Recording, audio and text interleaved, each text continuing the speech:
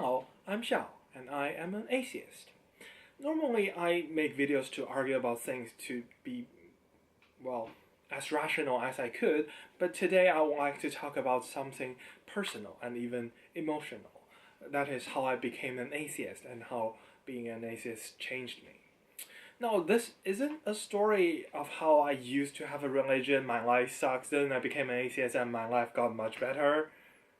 My story is a bit different. Being born and raised in China, I actually never had a religion. So when someone from my extended family became a Christian, I was very curious and went with them and learned many things about Christianity. I learned some good things, like how you should forgive others, how you should be critical to yourself before criticizing, before judging others too. And really, at first, I'm not that against Christianity because of those things. It really just kind of bothers me because, well, those are very nice people at the church, but somehow they're just so unreasonable when it comes to their religion. So I kept thinking, how can I convince them? And actually came up with their argument by myself, like you can tell the age of human society by tracing the family tree of Jesus. And that can be the case. Of course, none of those arguments work. So I kept thinking, I kept looking for answer. But actually, I can't completely deny a possibility that their God does exist. You see, even though I never had a religion, at that time I had some what you would call a spirituality as well. I believe some quite silly things as I grew up. Like maybe I'm a member of this secret group that I imagine that's supposed to guide humanity to a brighter future. Or maybe I'm sent here by aliens to observe and learn about human culture, so they can have all the information. Those kind of change as time went by. I thought maybe I'm special, maybe I'm better at something than everyone else, maybe I have a destiny to fulfill. And I just weren't able to wrap my head around questions like, what is our purpose? And what got me where I am now, it's not one day I just realized something or read a story and all of a sudden it just changed me. It's many of those things all added up together. It changed me bit by bit and eventually made me an atheist. I gave up on those silly ideas and it allowed me to make peace with myself. So here's my testimony on being an atheist. The first change is when I was still back in Canada. One night I was just walking on the street, then I thought maybe I should try to see the International Space Station because I learned it from an anime. You can see it in the night sky. I tried it before, but it's just that day I was right on time. So I look up on NASA's website. It's called Spot the Station. You can Google it yourself. And then I stood and waited anxiously, worrying I would not be able to see it because after all, I've looked at the night sky so many times and I've never seen it before. And then I saw a dot moving slowly and steadily on the night sky. And there it is. Unlike anything I've ever seen before, it went from faint to bright and then disappeared halfway across the sky. It is poetic, actually. Among those stars in the night sky, there's this one tiny light that we made. And that was the moment I realized we don't need God. Because is it God that sent the ISS among the stars? No, far from it. We did it through all the science and engineering and the trial and error. I was so excited from my realization at the moment. I just stood there. I was outside, winter in Canada, and that's all I'm thinking, really. Even if there's a God, so what? What does the God even do? And from there, my atheism starts to grow. The next thing that happened to me is, well, YouTube. The first channel I ever watched is Vsauce. I was immediately hooked. I started to subscribe to all the science and educational channels out there. I learned about things like Occam's razor. I learned about how fallible our mind is, like how we tend to think wrongly in a certain way, and the statistical biases and logical fallacies that we use to fool ourselves. And more as I learned, I started to realize religion is not a simple problem, but a composite from all the flaws our meaty brain has. And I got more and more curious about it. I wanted to learn more, and that's when I went back and asked them for a guide to read the Bible. And that's when I finally started to read the Bible for myself from beginning, chapter by chapter, every single day. And I actually upload some YouTube videos, but it's in Chinese because the Bible is in Chinese. But if you speak Chinese, you can check those videos. And if you're an atheist, you probably guessed what happened next to me reading the Bible. I was so angry to find out that I had been lied to repeatedly, and being a Christian, ironically, is actually a terrible way to study the Bible because they have so much prejudice, which they call faith, towards their God that this simply does not have any skepticism towards what's in the book. The most common Chinese translation of the Bible especially was riddled with translation errors. It's actually this version. I have it right next to me. Anyway, some of those borderline intellectual dishonesty it translated the word for slaves into servants, and that's why I didn't realize it was actually talking about slavery when I learned it with my Christian relatives. And that's when I turned to atheist videos on YouTube. It was a whole new world of knowledge that I didn't know. How could I have competed with professional scholars, hired to manufacture the truth so they could make more money by letting people continue to indulge in their fantasy of eternal afterlife and feel safe in their delusion of an almighty being watching over them? And that's when I confronted them with the contradiction and the cruelty in the Bible. And that's when I found out that they would happily admit that they would not change their mind even if shown evidence that proves them wrong.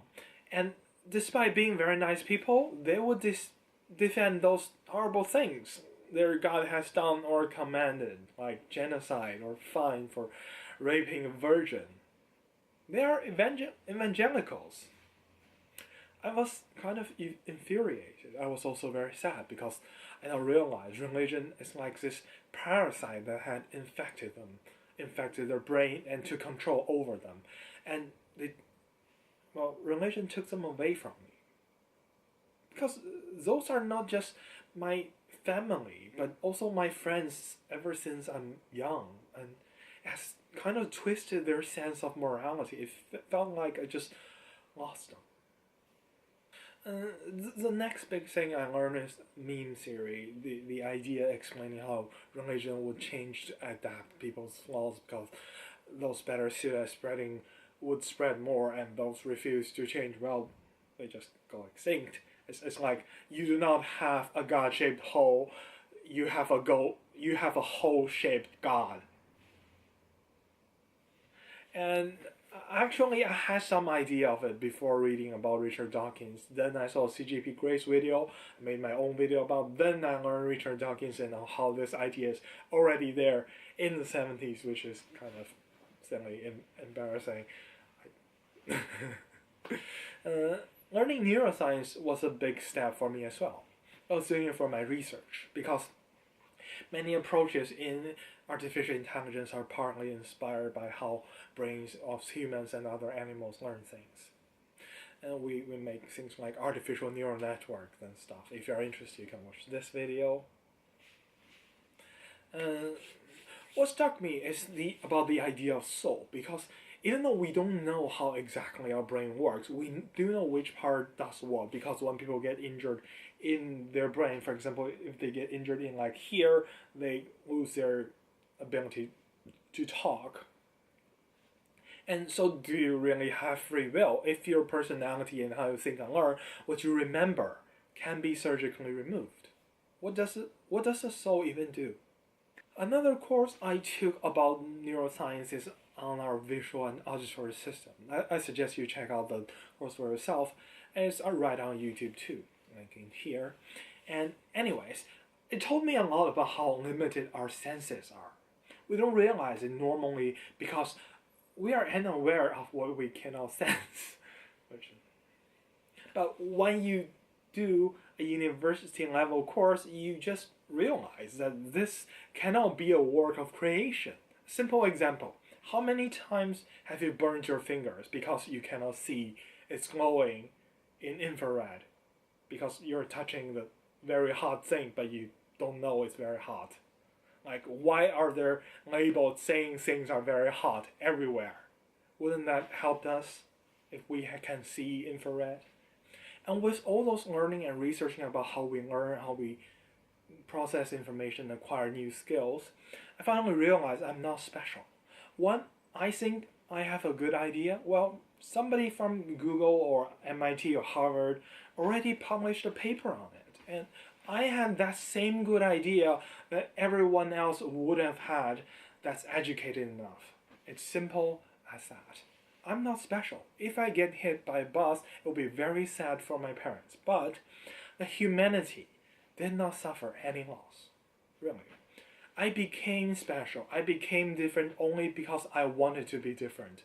It doesn't mean I'm better than anyone on anything. Like, physically, like, I don't know how to. And you know when religious people will say how they find peace within their religion? Well, this is actually how I found peace with myself as an atheist. Because I don't have a purpose. I don't have a goal to fulfill. I could just go and do whatever I want. How could you be freer than that? Everything I do now, no matter it's studying, researching, or playing games, or making YouTube videos, I do them because I want to. Because it's interesting. Because it's fun. Again, I want to emphasize here that for me, being an atheist is actually a continuous process, which is, with each step, I actually get a better understanding of myself and things around me, and non-required faith. And once you put on the burden of your prejudice, you can learn everywhere, really. My recent understanding of atheism actually came from the good things that religion does and some anti-atheism ideas. I'm just going to talk about the former in this video because the latter well deserves its own video. It started with me talking with some Mormon missionaries because I was learning about their religion. I mean, that's what you do when you're an atheist, right? You study those religions. And she told me the story of how she converted to Mormonism and how it helped her and her family. Her dad wanted to be a monk, and the whole family is falling apart. And she said she changed so much after becoming a Latter-day Saint. And when their family converted, they got back together, and she now have a happy family because of their religion, because of Mormonism. At first, it kind of irritated me how she thinks her religion is really helping her despite all the problems it has. But then I realized, well, religion and faith does help people to have a happy family and transform people's lives. I shouldn't have neglected that evidence and say, oh, but it does more harm. See, faith is a psychological phenomenon, and it would help people realize whether their God exists or not, regardless of which religion they are in. Maybe a bit different according to their traditions, but it helped them all. And we've even proved things like meditation helps, regardless whether you are a believer or not. So, yeah, so using that as proof of God is like saying, well, my scripture said apple will fall to the ground, and it did because gravity, therefore my God is real. It does nothing. And if there is a true God, and it has indeed given us a way to tell it is a true God, well, this simply cannot be the way. And if I had insisted on simply, religion always does more harm, so it does not matter when it does good sometimes, well, I would not have realized exactly how they do good is just another proof that their God isn't real. So I guess the lesson here is really, do not dismiss evidence that support the other person's claim. Do not dismiss evidence that support their position, because if they are real, well, it's only your loss when you fail to take into account that. And those are what make up my atheism. I hope that some of those stories have been helpful. Leave a comment if you have any thoughts or suggestions. And thanks for watching this video. And no matter you're atheist or theist, you may to this farm. Thank you. You're great.